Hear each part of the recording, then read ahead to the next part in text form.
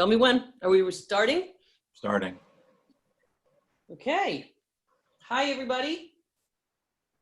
I'm Stephanie Skinner. I'm one of the co-founders of Culture Magazine, and we are here to talk about Springbrook today. I'm going to give you a couple quick housekeeping notes. If you want to ask questions, there is a Q&A button that you should use. If you use the chat button, I will not be checking them. The Q&A button is the one that I'll be looking at what the questions are, and then I'll be sending them over to the people, to whoever you want to ask the question of. If you don't have, if you're not specific about who to send the question to, I will just pick the person I think is most likely to be able to answer it. Also, if we don't get to your question today, actually Jeremy, Lisa, and Steve have all agreed that they would be able to answer questions offline. So feel free to do that.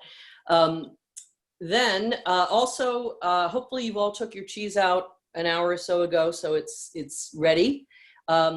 Please resist the temptation to stuff it all in your mouth at once. We are going to be tasting throughout the entire presentation, including towards the end when we're going to be talking about pairings.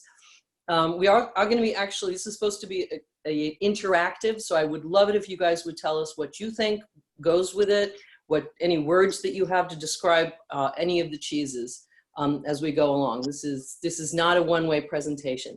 And I encourage you to also think of this as a visit to Springbrook and to really get a sort of a sense of place, which is what this is all about. So we're going to be meeting with and hearing from Jeremy Stephenson, and then we're going to be hearing from Lisa Griffin, and then we're going to zoom magically out to Portland, Oregon, and hear from Steve Jones. So first up is Jeremy, and Jeremy has been involved in cheese professionally for 15 years, and he's been with Springbrook since they first started making cheese. He is also, right now, the president of the ACS. So with that, I'm going to hand it over to Jeremy. Thanks, Stephanie. How are you guys? I'm just giving you a quick shot of myself, and then I'm going to quickly turn this camera away and show you where I'm sitting, which is with a view of looking outside the cheese house at the view that I've been enjoying since 2008 when I came here to work and we set the cheese program up. And you can see our pastures out past the fence there, and across the way you can see the roofs of a very traditional hill farm, which Springbrook Farm was at one time, tucked away in the trees there with a few cleared fields. That farm over there happens to be one of the most photographed farms in Vermont, I'm told, because people show up here during leaf peeper season and really love taking pictures of that. But we're going to look at a few slides quickly about how we started making cheese and then move over to the dairy barn, take a look at the cows. So that's a view looking, I'm sitting in, just inside one of those windows you see in that building, which is the cheese house. And there's the herd on its way back from grazing. You'll see silos there in that picture. That's because it was taken in around 2008. Those are no longer with us because we don't use fermented feed of any sort to produce this cheese. And go to the next slide, Bill, thanks. So this is that aerial view I was talking about. Cheese house being closest to the big pasture, and then the dairy barn is uphill from that. And if we hit the next slide, you'll see how we have the paddocks set up so the cows are rotationally grazed through this space, and across the road we have a crossing there and stop traffic if need be. It's not a very busy road, so it's pretty easy. But they rotate around through the months that we can graze. But of course, in Vermont, we've got cows in the dairy barn at least 6 months out of the year. They generally aren't out on the pasture until about till late May. And next slide. This is our cheese vat being brought into the cheese house through the lower door, which is where our packing room is now. We added on a packing room a few years ago, but this equipment was brought in from France and served us very well. We're still using it. It's been super reliable. You can see from this view that it's actually a copper vat. And if you go to the next slide, we've got a picture of the day that we first made cheese. Clearly, our food safety plan is not in place at this point. You can see me wearing street clothes on the right. The French technician, no rules whatsoever. But he was there to help us set this equipment up and dial it in. You've got Alex Pellissier, who, yeah. Jeremy, I want to stop you here Sure. for a second. Hey, Yeah. is everybody seeing this slide, or are you seeing? You don't want to see my camera walking around. I'm seeing your camera walk around. I'm wondering if anybody else is seeing the slides. You're seeing so Mariah, you're seeing the slides. Good. Never mind. Good. Sorry. Okay, cool. All right. So yeah, there's a cast of characters there in that picture, honestly. Next to me is John Putnam, who helped us start the cheese making here. He actually hired me. He's from Thistle Hill Farm, still making Tarentaise there. And he worked with us and licensed Springbrook Farm. He brought Alex, our cheesemaker, over to train myself and the other person in the slide, Jess, who stayed with us for about 4 years. And yeah, so that was day one at the cheese house. We were all pretty happy. Next slide, please. Okay, so these are images of both seasonality and what happens when some fermented feed slips into the mix in the dairy barn, where we'll be in a few minutes. If you can look at the color, you see very clearly. It's so clear to see when things are side by side like this. February, June, August, November. We normally wouldn't be cutting cheeses across that range of months, but we knew we had a problem with that February cheese, and we kind of freaked out. So we started cutting into other wheels to see what was going on with them, and found out that the others were all fine. But then we had this great opportunity to look at seasonality. And November, you'll see, is not quite as pale as February because, you know, cows had just transitioned off grass at that time. June and August, you're pretty much deep into summer grass. So if anybody tells you, now it's going to get kind of noisy out here. If anybody tells you that, if anybody tells you that fermented feed can work with this cheese, I would strongly disagree. And I know many cheesemakers who have actually tried to, to outsmart nature, I guess.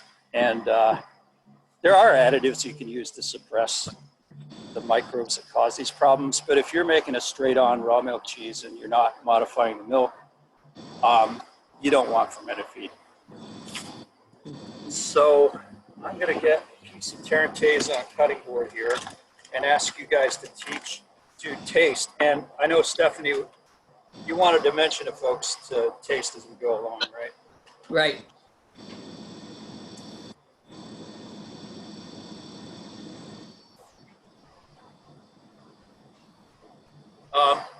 I think if we get this cheese shaded, this is pretty fun.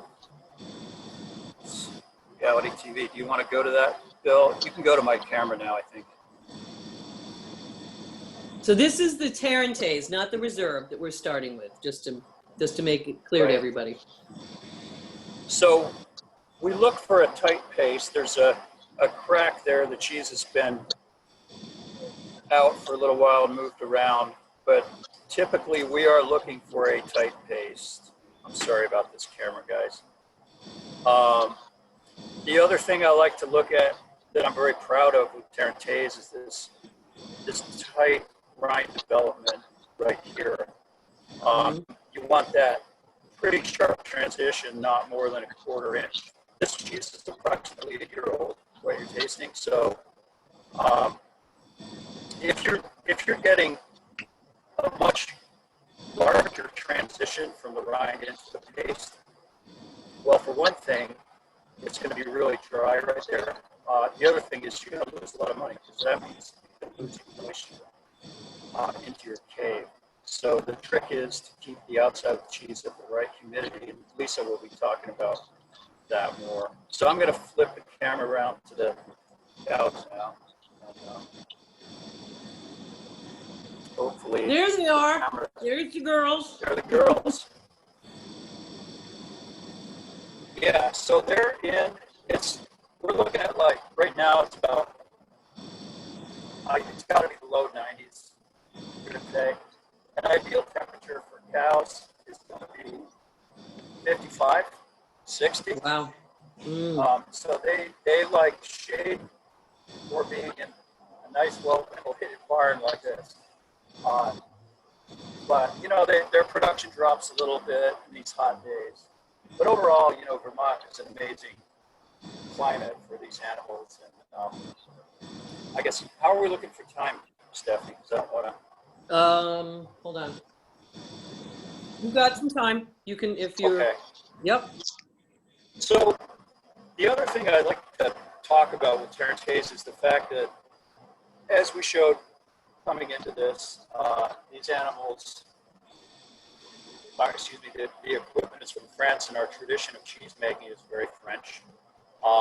It's not an original cheese in some ways, but it's a cheese that was adapted to Vermont from that French knowledge, and with all the help we got to do that.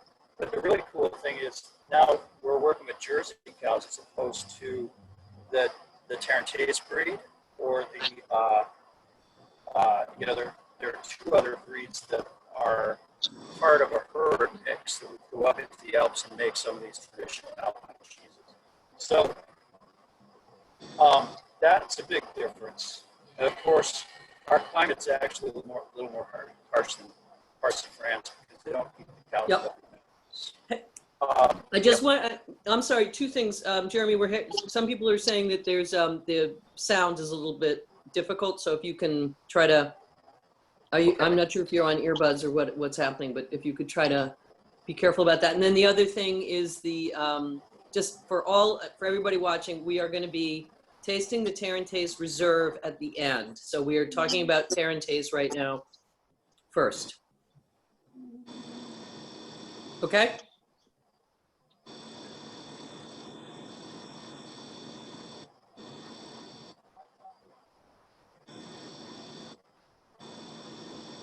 Okay, Jeremy?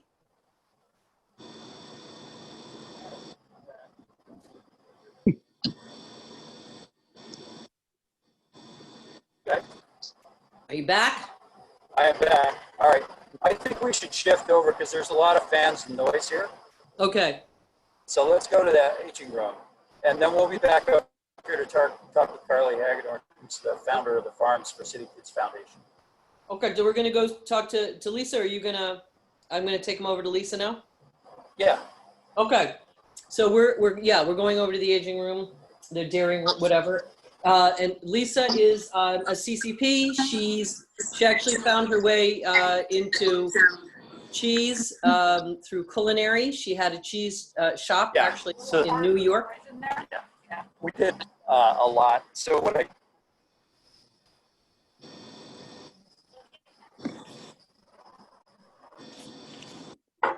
Hello, can you hear me?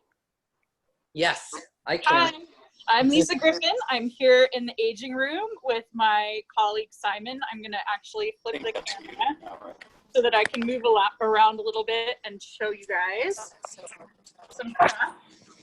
So we're gonna talk about how we age cheese, the different cheeses we have, and then we'll also I'll take you out in the hallway and we'll taste some Ashbrook and some Reading. So right here, you can see we have very young Tarentaise. It's not really developed a rind yet. next to some more aged Ashbrook. We wash the youngest cheeses about 3 times a week.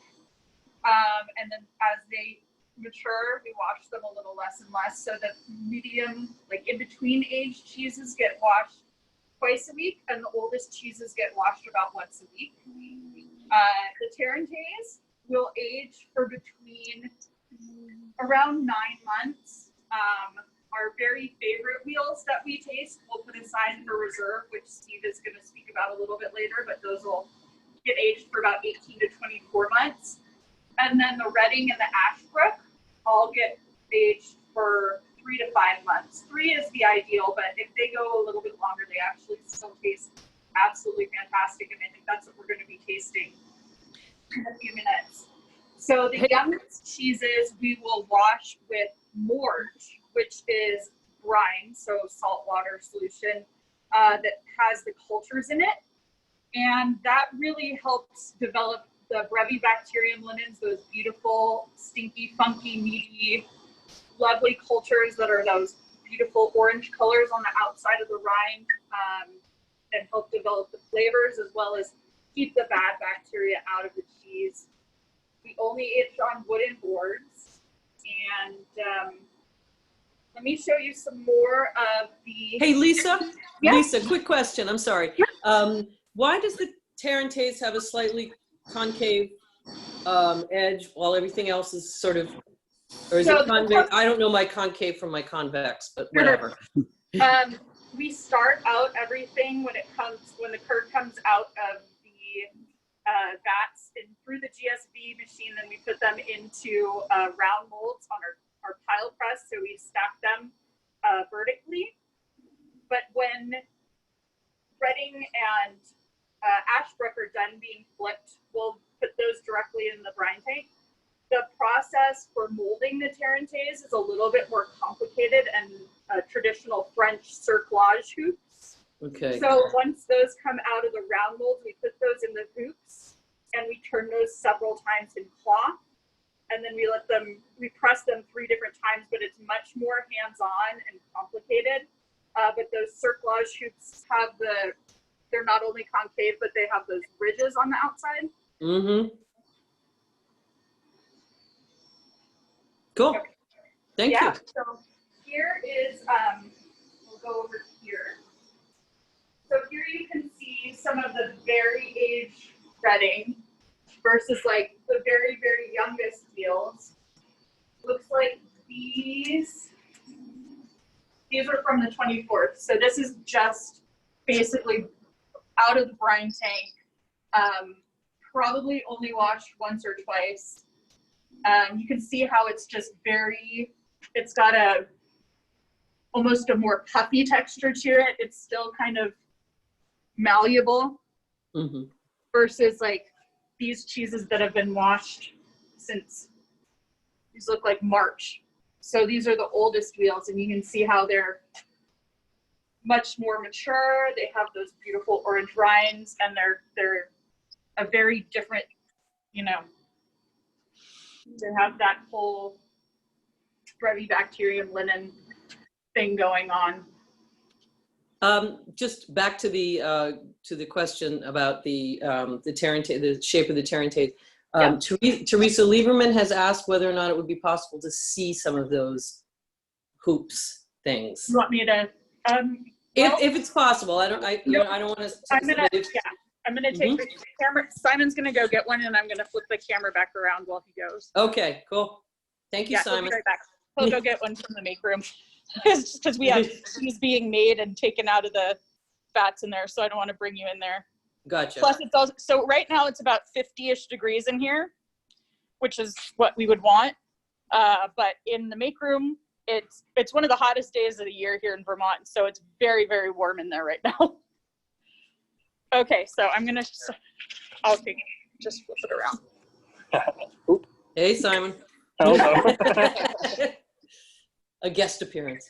Okay, there we go. And you can adjust it we use a hammer, Mm-hmm. but I'm making it bigger. making it smaller, but the adjustments are very, very small. So when we're actually molding the cheese, we'll hit it with a hammer, and the adjustments are very, very microscopic, but it makes a huge difference. Get a little bit closer. And you can see those ridges. So we'll do 3 turns of the Tarentaise inside the mold after it comes out of just the basic round molds that are in the pile press. Before it goes into the brine tank. It's actually one of my favorite jobs to do here, but it takes some getting used to. It's very easy to over tighten it or under tighten it, and those little tiny differences either make the cheese not balloon up enough to get pressed, or they make it too ballooned up. So all of the adjustments make it make Tarentaise what it is. It's made with a lot of love. Take that back. I think, so one other person has asked what the cheeses are washed with. I'm not sure. I think that we heard, but it might have been muffled. So the youngest cheeses get washed with morge, which is that brine solution that has the cultures in it. We continue to introduce the Brevibacterium linens and other good bacteria to give the cheese the quality we want and protect it from bad bacteria. So we'll wash up to about 45 days with morge, and then the older cheeses we'll continue to wash, just not as often, and with just brine, so salt water. Okay, great. Any more questions, or do you guys want some cheese? I think we probably want cheese. Okay. Let me just say, there is a question that just came in. Food service manager plugged a couple of wheels for me. I think we have a March 15th Ashbrook and a March 3rd Reading. So I'm just gonna go out into the hallway so that I can take off my mask and taste it, you guys.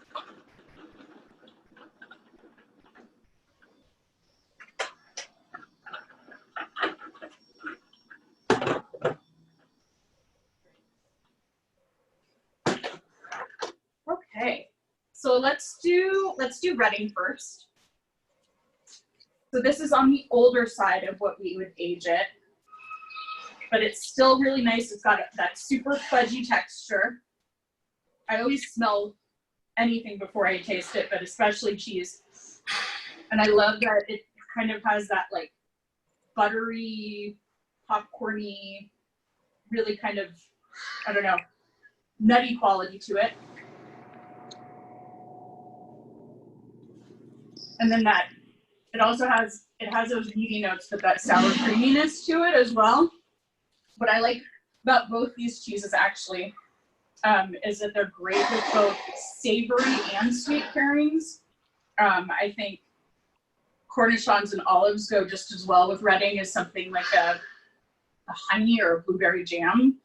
And Reading definitely stands alone, but it's such a great melter. I've done raclette with it. If I have nothing else to eat at home, some roasted vegetables with melted Reading on it, fantastic. And I think Steve's probably going to talk about beer pairings a little bit with his presentation, but I'm kind of a wine person myself. And another thing I like about both of these cheeses actually is that they're great with both reds and whites. I'm kind of an Italiophile, so I drink a lot of, my favorite wines are Vermentino and Dolcetto d'Alba. Vermentino's a white, Dolcetto's a red, and I think they're great with both of the cheeses. I don't know if you want to talk about what other people are thinking about the cheese, if anybody is saying anything, but I'm going to taste Ashbrook now. I'd love to hear what, Yeah, does anybody else have suggestions about pairing ideas? Have you all been eating your cheese since you got it, and have you tried it with other things? Ashbrook is my favorite cheese that we make, and one of my favorite things to eat it with is red pepper jelly. Because it's got sweet and spicy to it, and to me that Ashbrook has that extra kind of smooth paste with a little sour creaminess to it. But I think really well with red pepper jelly. Okay. Erica, from Texas says that she's pairing, I think she's saying Reading with gingerbread cookies. Oh, that sounds good because the ginger's got that little like kick to it, but it's also sweet. I dig that. Yeah. Okay. Also now Haley Robinson is saying it would be awesome on Korean barbecued short ribs. Yum. Oh, wow. That's just taking it to another level. It really is. Yeah, I mean, these cheeses are delicious on their own, but they're such great melters that you could put it on a sandwich. They're great with apples, apple butter. Yep. Someone's just said peach preserves too. Yeah, definitely. So berry balsamic compote. These are all great ideas. Yeah. Actually, I like the idea of that, of a little bit of the, of some vinegary type flavor. That would be interesting, actually. Yep. Let's see. Lots of ideas. So everybody's loving the Ashbrook and the Reading. Awesome. Yeah, they're tasting great right now. Hold on, a couple more questions. I'm sorry my hand is in front of the camera, people. Yeah, really am. Can't help it. Here we go. Okay. Fresh blueberries. I have a few of those. Thank you, Patrick. Yeah, I have some fresh strawberries at home right now too, and those are epic with both of the cheeses, but especially the Ashbrook.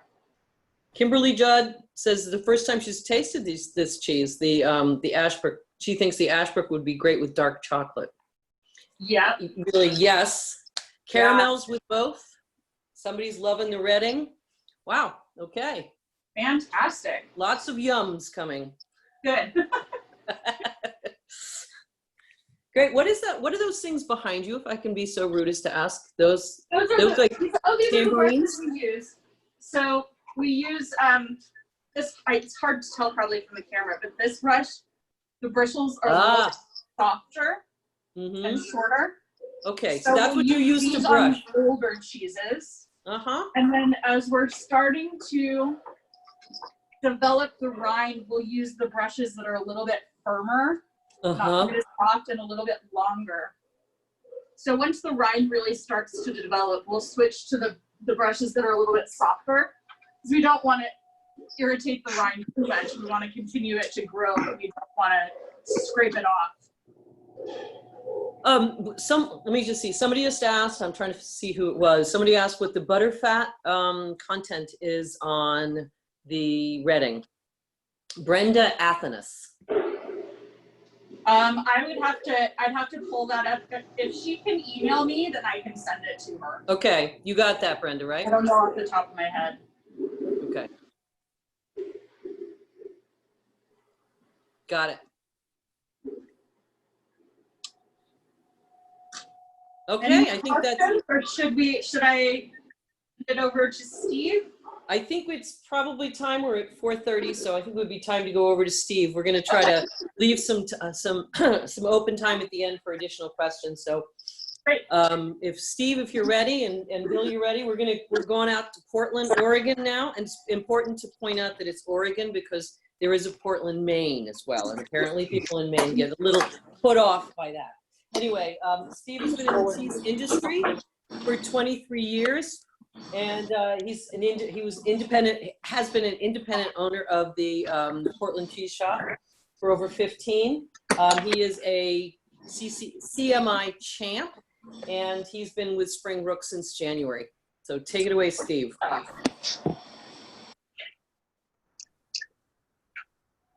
Hey, everybody. Can you hear and see me? Yes. Yep. Great. Well, Lisa and Jeremy did a great job. I just wanted to point out that Lisa and the people in the aging room there are flipping a few hundred wheels every day. Those are 20-pound wheels, and there's no robots in there. It's all very human.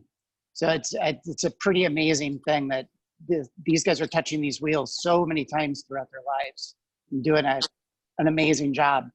And also, I was going to say the morge.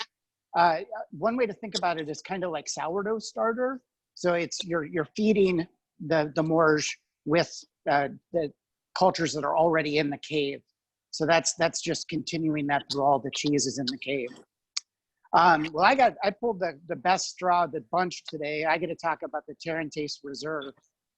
The Tarentaise Reserve is only about 5% of the Tarentaise that we produce. We pick it with certain flavor profiles in mind. As young as 3 or 4 months, you can start picking up these very balanced wheels that you can tell are going to age off to that 18 to 24 month point that gives you the Tarentaise Reserve.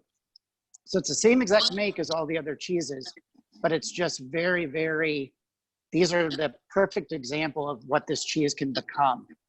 Any flavor in a cheese, it will become magnified with age. I always say that age is kind of like a megaphone for flavors. So if there's a bitter note at 3 or 4 months, that bitter note is going to be gigantic at the 2-year mark. So that cheese wouldn't be a cheese that we would put aside for reserve because that flavor is going to become too much. So we're looking for really, really balanced cheese. So this falls on the sensory people at Springbrook, and which everybody is involved in those tastings and giving their feedback on these profiles. This cheese was made on July 18th of 2018. So this cheese is just over 2 years old. I love how beautiful it is. It's so yellow. You can tell that the cows run really, really lush green grass. And you can get that in the cheese 100%. It's just, this is so much depth of flavor in this cheese that you're getting from that lush green grass. With this cheese, it goes on and on and on. Like when I first pop it in my mouth, I get very bright, acidic, like underripe fruit notes, like underripe strawberries. I think then it kind of moves into a brown butter. Then it becomes even more brothy. I got almost like a ham and soup beans, like ham hock and soup beans, which it's like a very satisfying depth of flavor that you're getting on this. And then it just goes even deeper into more umami. You get those, the browned beef bones, the stewed onions, and then even finishing almost all the way into like a little fish sauce and soy sauce. So super, super complex, but really balanced. I love pairing this cheese. Right now out here in Oregon, we're right in the heart of cherry season. So these Rainier cherries with the Tarentaise are fantastic together. That's sweet and salty, that's a no-brainer. And these are just perfect right now. And I was eating them this morning with the Tarentaise Reserve for breakfast. I also really like it with this Emily G's pear honey preserves. The pear honey is really nice. It's got a really nice textural balance for the cheese. And there's also a little teeny bit of cinnamon in there. And it made me think of how good this cheese would be on apple pie. I've never tried it, but this morning I was like, ooh, I'm definitely, next time I make an apple pie, I'm gonna get some Tarentaise Reserve to have with it. Because I think it's got that same cool thing that you get with the aged cheddars and apple pie. Other things that I really like with this are obviously beverages, which by the way, shameless plug to Culture Club here. Thank you. I love, you guys know me, I like beer and cheese a lot. This is Duchess de Bourgogne, which is a Flanders red. So a little tart. It's got almost a tart cherry note. And you put that with the Tarentaise Reserve. And up front, you get that nice cherry, nutty play. But as it continues on your palate, it goes into this really cool savory like sauce. It's almost like you're doing a reduction sauce. And it's just very, very cool. Also, the Tarentaise Reserve goes really nicely with ciders. And ciders are, such an important part of the Vermont beverage culture. It makes sense that what grows together goes together. So a nice dry cider with this also is a really, really super pleasant and moreish, where you just want to keep going back and forth with each of them. I like that. Yeah, not like the Moors, like I want more of it, Yes, exactly. Your descriptions are spectacular, and yeah. So Carrie Jarrett has suggested mead, which I've just recently been turned on to some good mead. I hadn't really hadn't really had, I think, mead that was really good. And so I like that idea. Yeah, there's some really great sparkling meads out there that almost read champagne-ish. And I think they're fantastic with cheese, actually. Mm-hmm. It's not just for D&D anymore. Dungeons and Dragons, in case you all know. So Lisa was talking about the rind development. It's really cool if you guys feel the rinds on these 3 cheeses or 4 cheeses.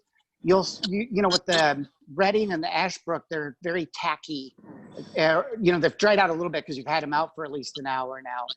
But they're still more tacky. And then as these cheeses get more and more age on them, like this is almost like burnished leather. You know, it feels almost like a baseball mitt. And it's that rind has been developed, and it really protects this cheese and gives it that shelf life to go to the 2+ year mark. It's so cool how that's, you know, just grown in the cellar there. It's, the cellar, if you guys have never gotten into an aging room, that's the most magical place for me for cheese making. I love what happens in a cellar. It's if you get the chance to spend some time. Exactly. Someone has suggested that this would does have that beefy kind of that sort of meaty flavor. It would be great over barbacoa or bolognese sauce. Ooh, very interesting. Yep. I love it. Obviously, on French onion soup is the kind of classic no-brainer. It's so perfect on that. I also like it. Like gratins. Obviously, it's so good to make a gratin with this. So, it's a pretty versatile cheese, but I think this cheese personally stands alone. I want to eat it by itself and really enjoy that complexity. Yep. Yes, and somebody just suggested sautéed mushrooms, which I have to say, yes, in an effort to cut down on some meat consumption, I've been doing a lot of mushrooms with cheese. That is a great idea. Absolutely. Idea. Anybody else have any sort of descriptions or any questions for Steve? Has anybody been to the cheese bar, which is where he's sitting right now? His place? Yeah, and we're closed on Monday, so that's why I don't have a mask on. Otherwise, we'd be masked up. Yeah. It was fun at ACS, the viral ACS the other day. I was selling cheese with my mask on while listening to the ACS meeting. It was a very unusual way to take that meeting, which should have been in Portland. We really wish we could have had you guys out here for that. Yeah. And in 2 years, hopefully, we'll see you all out here for ACS.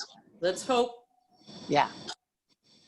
Ooh, stuffed squash blossoms. I happen to have more stuffed squash blossoms than I know what to do with right now. So that's a thought.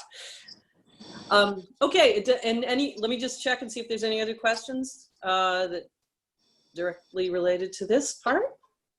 This is taking. Okay, let's see. And then we're gonna have a little something special at the end. So an anonymous would like to know if they should be eating the rind on the cheese. You know, I always tell people you paid for it, so you may as well try it. Yeah. You know, it comes to personal preference. My other rule of thumb is the bigger the cheese, the less likely I am to want to eat it, because those really large cheeses have been in a cave environment for a really long time and pick up a lot of those mustier notes. But the rind on this tastes great. I tried it earlier and I think it doesn't distract at all. I agree. I don't think it has, sometimes the rind can be, you know, overpowering. And this actually it tastes a little bit like there's sort of a mineral flavor, but very mild. So it's interesting. Okay, cool. So go ahead. Oh, I was gonna say, it does kind of taste like the aging room, which is great. You know, I feel often when I taste a Nealshire dairy cheese, I can zoom back in my head to my days at the dairy in the aging room. So I love how those are such evocative. You know, those flavor memories are so cool. Excellent. Okay, so we're actually gonna go back to Jeremy now, and there's something a little special here. They don't make just great cheese; they actually have a great cause. So Jeremy is going to introduce what Farms for City Kids, and tell us a little bit more and introduce us to the person who started it.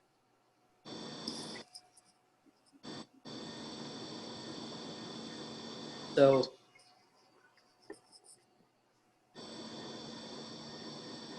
okay, I think you're on. Sorry, guys. I thought I was unmuted. How is the sound quality? It's better. Okay, great. So before I introduce you to Carly Hagedorn, who's the director of the Farms for City Kids Foundation, and without whose help and support, we wouldn't have cheese here. I wanted to say on the butter fat, it's about 34%, and our milk tends to run around 4%. So of course we concentrate that fat into the cheese. And if you think fat's a healthy thing, then our cheese is really healthy. And I think fat's a healthy thing. So it's also got a lot of flavor. But that you got to remember also that we've concentrated in all the protein, which is super nutritious along with the fat. So, yeah, so Carly is with me, and Carly Hagedorn and her husband, Jim, started, she's going to tell you quickly when they came here to start this. Sure, I'll give you a quick little intro. The camera's in lag here, so I feel like I'm frozen, but I'm assuming I'm not, out to everybody out there. We purchased the property, the original part of the property, which was about almost half the size of the current farm, which is about 1,000 acres, back in 1992 from the Vermont Land Trust. So the land was conserved, and there was a dairy barn. And we did this with the intention of turning it into a nonprofit organization. And in 1995, we had our first group of kids come up. Most of the kids come from urban areas in the Northeast, so New York, Boston, but beyond that. And they spend 5 days on the farm. It's a farm-based education program. And they're young kids, average about 10 years old. We have up to 25 kids at a time with their teachers. And we really believe that we were, and do still believe, we're offering these kids something really special. And so we have now had over 15,000 kids come up, about 600 and change every year. Of course, this is the first year we've had to suspend the program. We had one group came up at the beginning of the season for us, which is what, February? And Yeah, that was really it. early. Then we had to suspend the program. But we've kept our staff on. We've repurposed them as best we can. And obviously we hope they'll be back next year. But we decided that after a number of years of selling milk to a co-op, that there was a better use for it. And obviously that's turned out really well. It was not something we ever envisioned that we would be able to achieve with the cheese. So it's been kind of a wonderful combination of purposes up here. Yeah, and Bill, thanks, Carly. And if we could go into the slides, Bill, we'll just to step back a minute, what Carly just said talks about impacts on the community. So here you're looking at our small milk truck, which we put together to bring milk in from partner farms back in 2012. So if you go to next slide.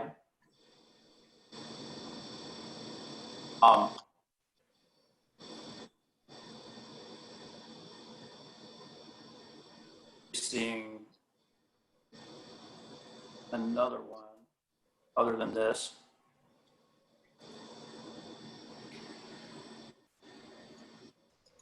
Next slide, Bill. There you go. This shows you we're in the red, and then there's 2 blue dots, and you could cycle to the next slide, Bill. Our farms are 20 miles apart, and we just skipped over a nice picture of one of our partner farms. The point being, there's really been an impact, not just on all the kids, but since we started making cheese, that's been a beneficial thing for 2 of our nearby small traditional dairy farms. And, we work really hard to pay them as much as we possibly can. But I'd like to show the slide of the room so Carla can talk a little bit more about the program. We have a big base where the children are spend a lot of their time.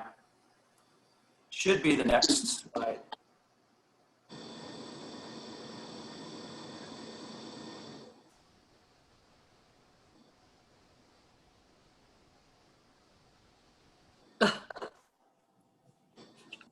It's great. I'll be sneaking up on it.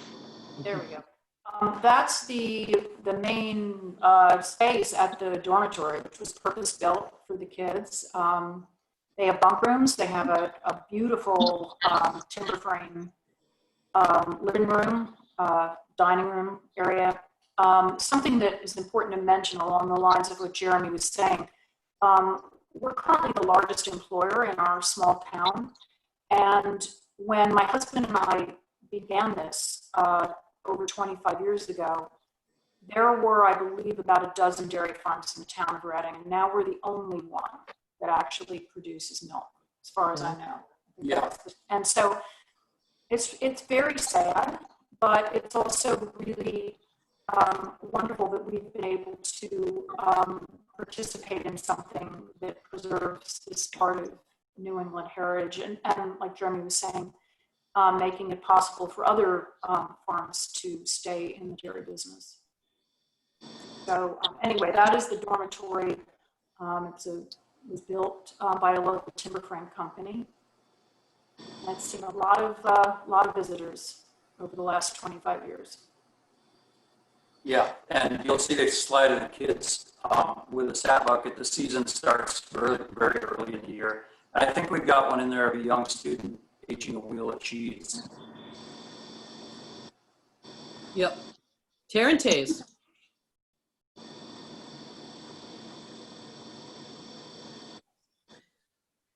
Yeah, so the kids really get to know about the cheese making, and I don't think they ever look at cheese quite the same way again. We let them age the older cheese so that the worst thing that could really happen is that they would drop one on their toe. But those rinds are pretty stable by the time they get to wash them. So that's the story. That's the background, and it's very, for me personally, and I think for the others that work here, the idea that this foundation is behind what we do and that we're able to support that foundation in some way with our work, because that's what we do. The profits are directed towards the foundation. It's a really meaningful thing, and I know that these kids that come up here are being taught as much about their own value as the value of a farm. And I think that's what they leave with, is a stronger sense of themselves, and that's the gift that really comes across to these kids, along with a few pieces of cheese. Hey, Jeremy. How do the kids find out about it? How do they get chosen, or how do they choose themselves, or what's the process? At this point, we have a lot of repeat schools. We have some teachers who've been coming up with a different class every year for 12 years. So it's primarily word of mouth through principals. And we do usually, again, this year is an exception for everybody, but normally we do have a waiting list. So, but it is primarily word of mouth through principals and teachers. Cool. We're under the radar, but I hope that we do, play an important role for the kids who do make it up here. Have any of the students ever come back to be wanting to work with you, or? We've had some interns, and we now have a program that we started, maybe 3 years ago, which actually allows alumni to come back and do something a little bit more adventurous. And so we do bring back some of the kids when they're a little bit more independent, and they do a sort of an adventure, wilderness type of survival thing. It's quite tame, really, but these are urban kids, so it's exciting for them. And We have a lot of space here to do it. So that's allowed a lot of them to come back. But we do have a number of kids who've gone on to study veterinary medicine, various things that they attribute to their experience here. So I certainly hope it's the case. Maybe you'll be making a difference in the lack of diversity in the cheese making industry over time, hopefully.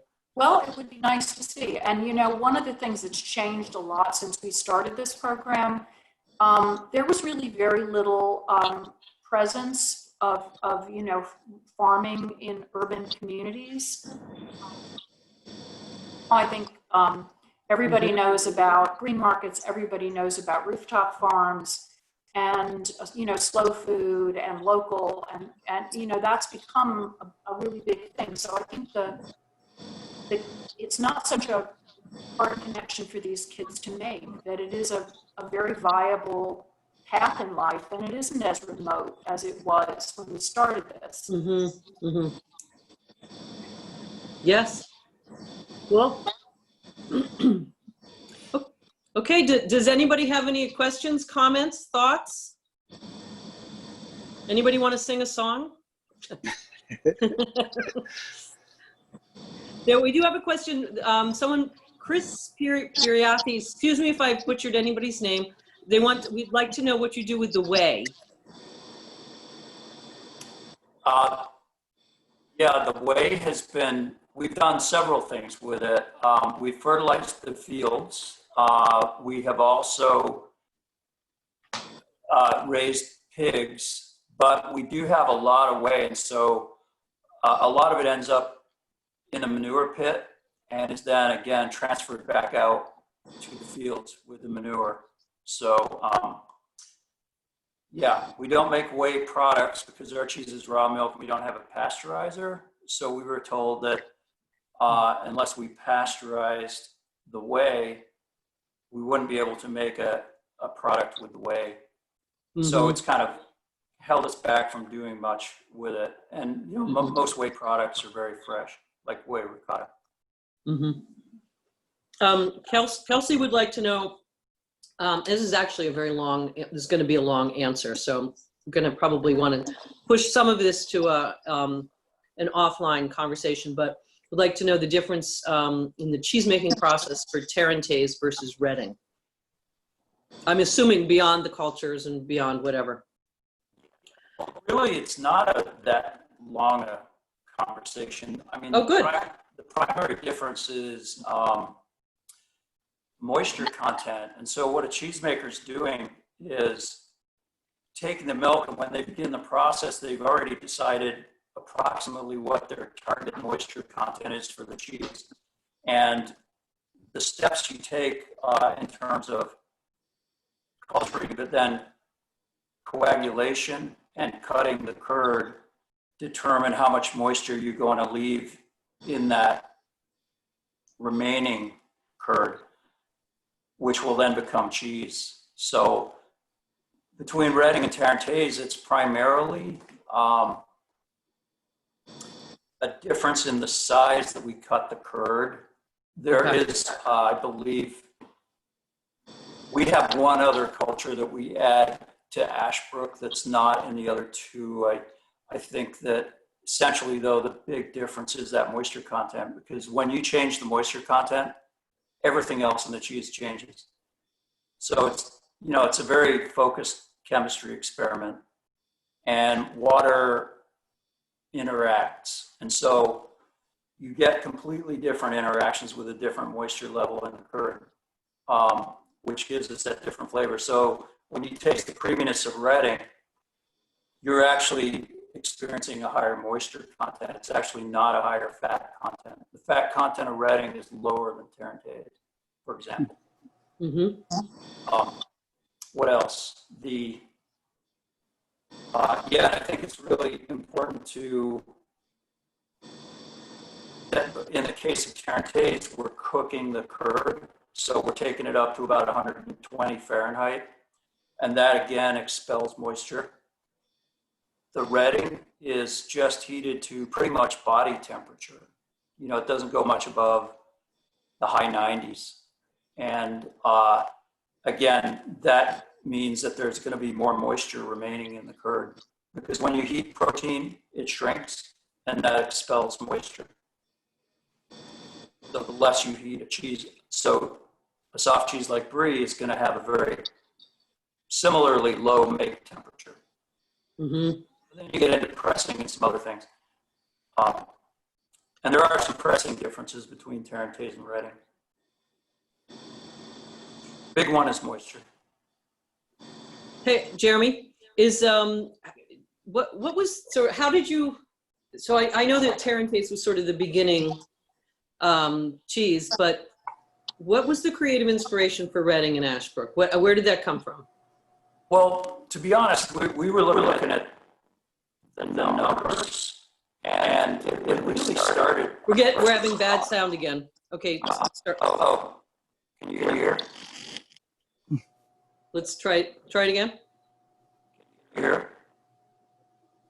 I'm hearing sort of a gravelly voice. Is everybody else hearing that? Yep. Okay. How's that sounding right now? No. You sound like open pod bay doors, Hal. Let me. Okay. If it's possible, maybe someone else could pick this up while you guys maybe try to fix that. We only have maybe 5 more minutes, but someone, looks like Pamela Grundy would like to hear a little bit more about Ashbrook. They missed that part. Like, so we live in the South, so we need things to be explained more slowly. I don't think that's true, but okay. Yeah, I mean, tell us a little bit about sort of where that came from, what it is, all the rest of it. Sure, I can talk about that for a little Okay. bit. So Ashbrook is based on the idea of the French Morbier. Traditionally, French Morbier, the vegetable ash, is an indication between the 2 different milkings. We use all 1 milking, but basically, right after we press the curd in the round mold for just a few minutes, we hand belly them. So we cut them in half the long way. And we take a vegetable ash solution and we just hand rub it around the very center of the cheese, all by hand, put the other half of the curd back and press it again, and then we'll turn it and press it a few more times. But the inspiration is French Morbier. It's all vegetable ash down the center. And then we wash it the exact same way we do the Reading. Okay. Jeremy, are you guys, let's hear how you sound, because I have another question for you. Sounds like that's still not working. So maybe either Lisa or Steve can answer this question too. Someone is asking, and I can't remember who it is right now, is asking if there are any other new cheeses in the works. Well, we don't have anything brand new, but we do a couple of partnerships with other, other cheese aging facilities. We have a cheese called Project X that we make for Murray's that they age in their aging room, and we make a very large Alpine style cheese with crown finished caves called Tubby. But we're always trying to think of new cheeses and new things that will work. But right now we're kind of at capacity in terms of aging space. So that would be a solution we would have to come up with before we could add on another cheese that we age here. Mm-hmm. So you're really going to staying in the Alpine vein because Jersey cows to start with, right? Not only that, but it is raw milk. So it's got to be something we can age for at least 60 days. Right. So that's going to take up some real estate here for a while. Mm-hmm. Oh yeah. Okay. That makes a lot of sense. Yeah.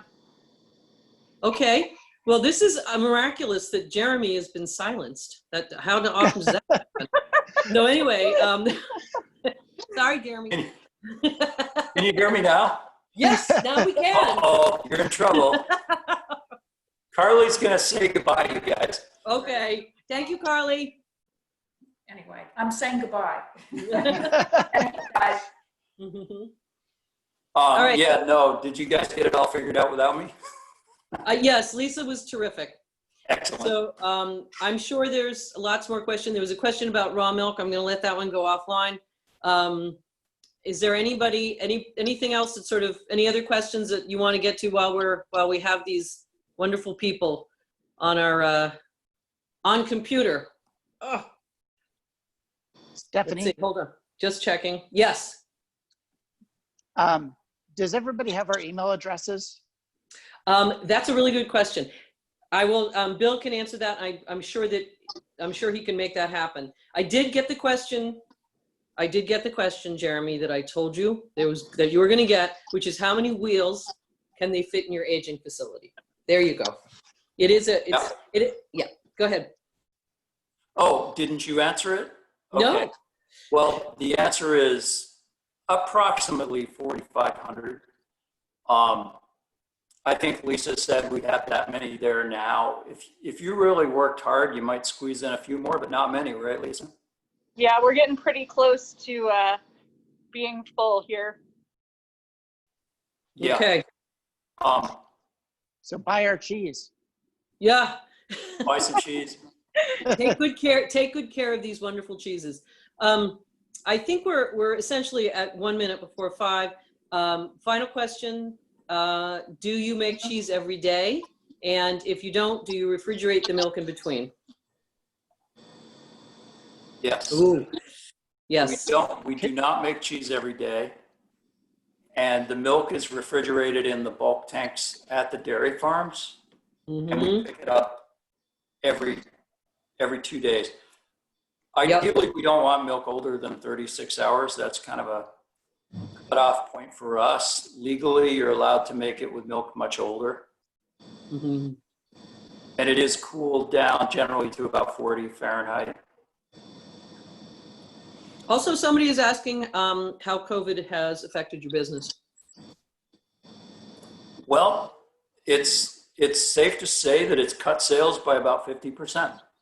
And I think that tells us how well we were loved by the food service community. And you don't always know where all your cheese is going. And so, yeah, we've been heavily impacted on that, and we are in the process of packaging to sell pieces of cheese in, retail packaging to accommodate some of the companies which will buy that kind of cheese but don't want to cut it. And Steve and Lisa, maybe you guys can speak to this a little bit because both of you are from that retail background. Mm-hmm. Correctly talk about it. Yep, we're working on a wedge program very actively. We've got one in house already up and running. So if people do want wedges, we do have some options for them. We're working on making it a more modern and efficient process, but we absolutely can fill orders for wedges already. So reach out and we'll explain what your options are. I can say that when we, a bunch of us volunteers got together to start Victory Cheese, which if you don't know about, #Victory Cheese. One of the first people I called was Jeremy to talk about, Springbrook being sort of telling us what they knew about what was going on. And COVID has affected cheesemakers, American cheesemakers, I think all cheesemakers, but it's been a very difficult year, and they need as much love as they can get. Yeah. Don't we all, though? Okay. Really tough. So Kimberly Judd would like to know if you work with a distributor for whole wheels in Michigan. She's in Michigan. That one's an offline thing. You'll get all these questions, and Bill will make sure that everybody has all your email addresses so they can address these specific questions to you. Hey, you guys, Stephanie. Yes. I don't know if you can see Ashley, who's joined me here. Yep, I can. Mm-hmm. Okay. Ashley is our herd manager who was over in the dairy barn waiting for us, but since we had to move from all the noise, Yeah. She made a special effort to come up here and say hi. So this is the lady that keeps those cows healthy. Hello. So if anyone's got any last minute cow questions, here we are. Sorry Do you to, have a favorite cow? I do. She just calved, actually. Her name is Angelina. Oh. So how many calves do you have right now? Well, calves, we only have 3 heifer calves in the barn, but anything that hasn't become a cow yet, we have 58, I think, currently. So calf all the way up to heifers due to calve in the next couple days. Mm. We have Mhm. 55 or so dairy cows right now. Wow. Only 50. I thought it was more than that. That's interesting. Wait, I think that just a question just came up. Okay. Cody would like to know, and this is directed at Steve. I believe says, I work in a wine and cheese bar in Texas, wondering what is the biggest adaptation, invention, procedure Steve has seen at the cheese bar? Any advice on running a retail space during all this COVID? Boy. Yeah, man, it's a whole new world every 2 weeks. We've become more of a market model. We don't have sampling anymore. We're using our adjectives like we never have. So I think my biggest advice would be use your adjectives. A great exercise that I use whenever I judge at ACS or any other judging competition is I'll start writing down like forest floor, and then I'll write down, tree bark, cedar needles, and you'll just keep going and going, and you'll do wet rocks, and then you'll say cellar, and dirt, and sun-warmed hay, and all these things. The more magic that you can get out of your adjectives, the easier it is to tell people what they're going to get when they take it home. We have to do the tasting for them. We also offer a full refund if we send something home with somebody. If our adjectives haven't done the job, they can tell us what the amount was, and we replace that value, because that's the only guarantee we have at this point. So it's a different world. I'm happy to talk offline with anyone about this too. Mm-hmm. Okay. I'm not so. It's after 5. It's almost heading towards 10 after 5. These things get a little long, and I think thank you so much for being here and spending your time listening to these wonderful people at Springbrook. If you have questions, please do direct it directly to them, and we would love to hear back from you as well. What you liked, what you didn't like, and all the rest of it. So have at. All right. Thank you so much. Thank you Thank so you much. all. Be well. thank you guys. Thank you.